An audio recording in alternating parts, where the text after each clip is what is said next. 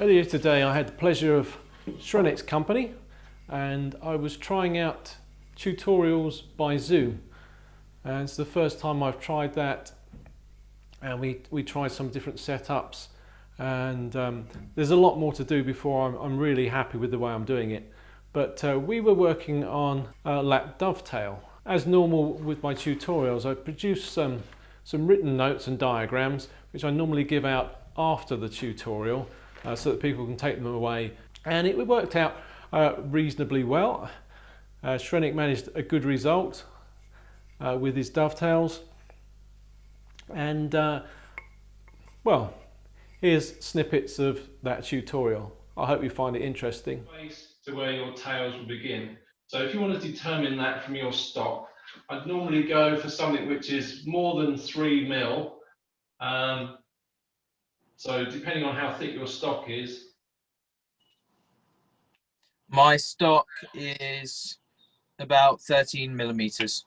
13. Well, yeah, probably 3 then would be good for you. It goes to the middle. So am I marking the pin board or the tail board? Sorry. Oh, sorry, you're doing that on the pin board. So what will be the front of your drawer. Okay. So I leave a lap at the front. So this area at the front here will shield the dovetails from view from the front. Amazing. Yeah.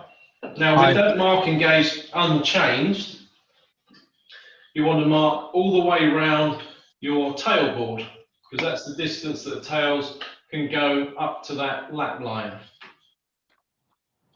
So on the tail board, same marking gauge, mark from the end right the way around it. It's a lot easier to do if you put it in a vise, to be honest. You've got both hands to control the marking gauge.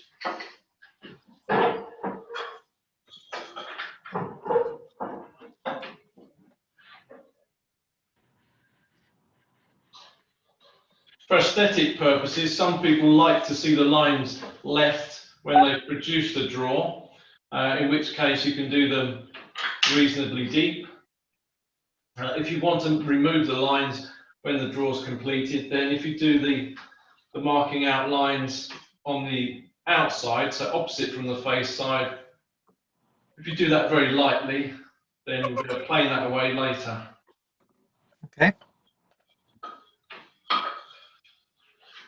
So let me just have a look at what you've done, if you can hold that up for me. So I don't know if you can see. Would you like me to put a pencil line in there? Or? I can see that's very clear. So you've gone right the way around the tail board. Good. Yeah. So with those two marked, we can go on to actually mark out the tails, and this is exactly the same sort of process you would have done for doing the through dovetails. So the gap between the tails needs to be large enough that you can chop the waste away with your smallest chisel. Does that spacing seem reasonable? Yeah, I mean, you could certainly go to the width of that chisel if you wanted to in the middle. Okay. Because your chopping will be at the base of the tails, and that area is going to be a little bit wider. Okay. So that's entirely up to you, though. So let me just show you what I've done on mine, and hopefully you've got something similar. So I've got on the face side, I've marked the slopes for the dovetails, and then I've got on the end grain the parallel lines to the edges. So that's the ends of the tails. That's what I've got as well. Mind the mistakes I made, but when I changed the width. Sure, no, I understand that. Now, before you do any cutting, mark the waist area.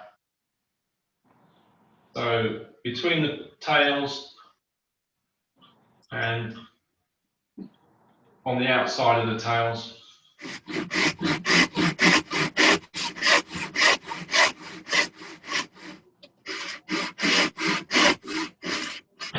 Pop that in the vise. Let me come in a bit closer. And what I'm going to do is take my slim chisel, and then within both faces, so not cutting right to the edges. Pop that into the knife line or the gauge line as you've got there, and then pair that towards the base of the first tail, but then with your thumb push the chisel sideways, and it'll cut much easier and in a more controlled way. Okay, yeah, that works.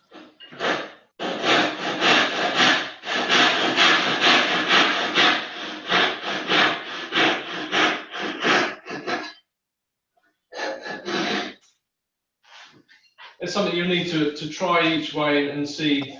Yeah, I've never tried this way before, so this was definitely very valuable to attempt.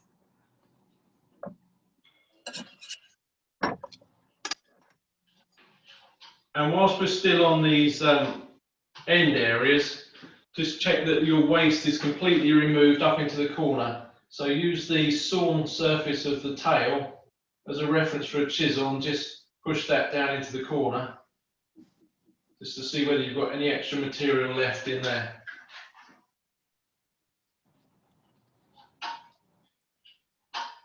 Good job I did that. There was a little bit there. So now with your pin board down on the bench, if you can clamp it to the bench, that would be excellent. So it's not flying around. There we go. Super. It's all about control, really. And if things aren't moving around, you've got that much more degree of control. Okay. So now I will start near the end of the board, so that you're taking, let me show you here. So start chopping near the end. Okay. So you're taking thinner chips out and then gradually work your way back towards the line. By taking it gradually up to there, you've got no chance of moving that line back. I've left 0.5 millimeter or less than, which I'm now chiseling down. That's super. How did you learn to do dovetails in the first place, Shrenik? I attempted some by myself, and that was just following several different tutorials on YouTube and attempting it and so on, and it never went very well.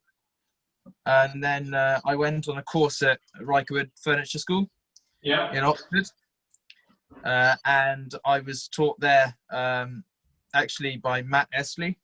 And he taught me how to cut dovetails properly. That was pretty impressive.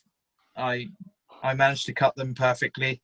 I had practiced before, but they were so gappy that they didn't hold anything. I mean, you couldn't use glue to fill the joints. It was just impossible.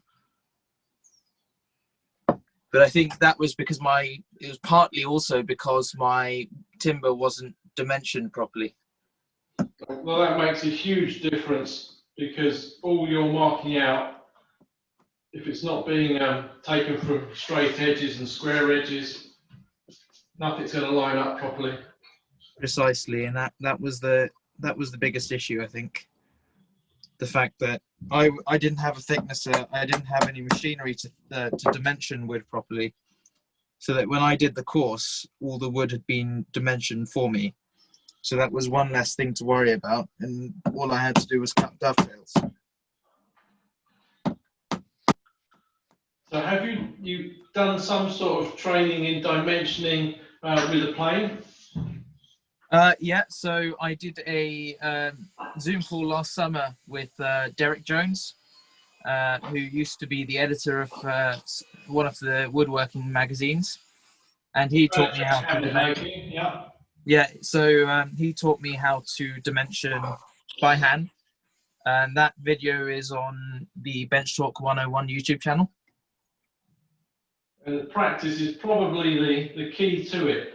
And there are different techniques for doing these joints. So I mean, I teach what I think is the easiest for me to do, but it's not necessarily the easiest way for other people to do it. So it's a case of trying a method. If it works for you, great. If it doesn't, think about a different method. Okay. So where did you learn this method from?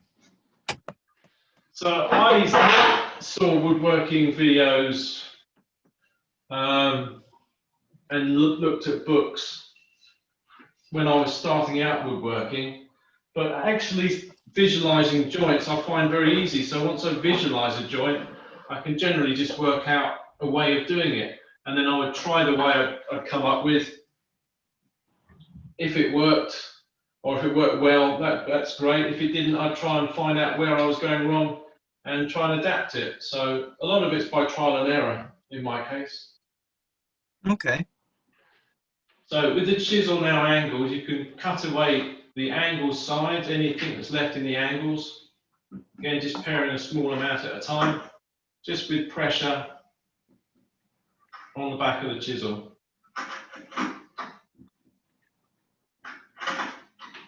And once we've cleared away and we can see some of the saw cut, that's when we can start to put the chisel in against the saw cut, use that as a reference just to pare slightly further forward.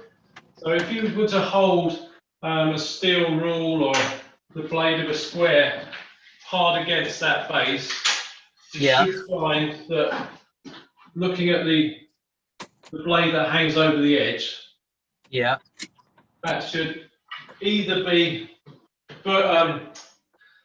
perpendicular to the face, or it should slope up a bit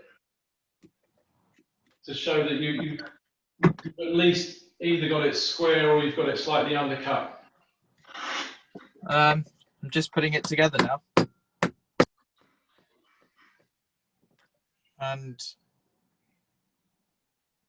a bit of tactical gluing and it's together. Let me come close to the screen and see. Cool. That's close enough to be glued up. I use my number 4 as a scrub plane normally. Okay. Yeah, you want to be doing a clean-up with a smoother. They look better shavings. Yeah, that looks good. Just rotate it. So that shoulder there, looks like a slight gap. That may be from where... that was when I was paring across the shoulder line. I Right. went a little bit too low in the knife wall.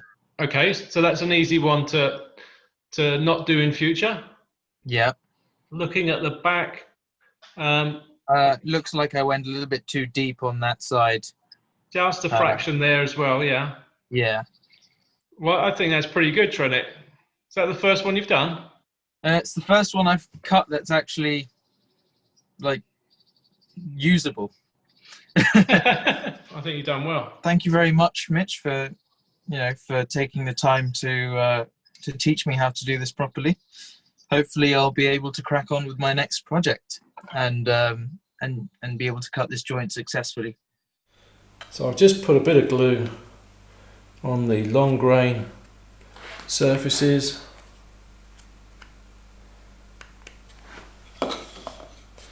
And I'll do the same on those are the tails.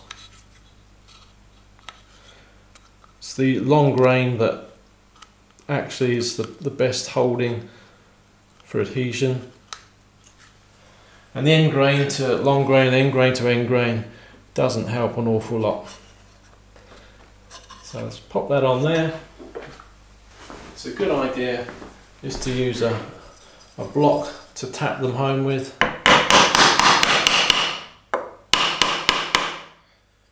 And then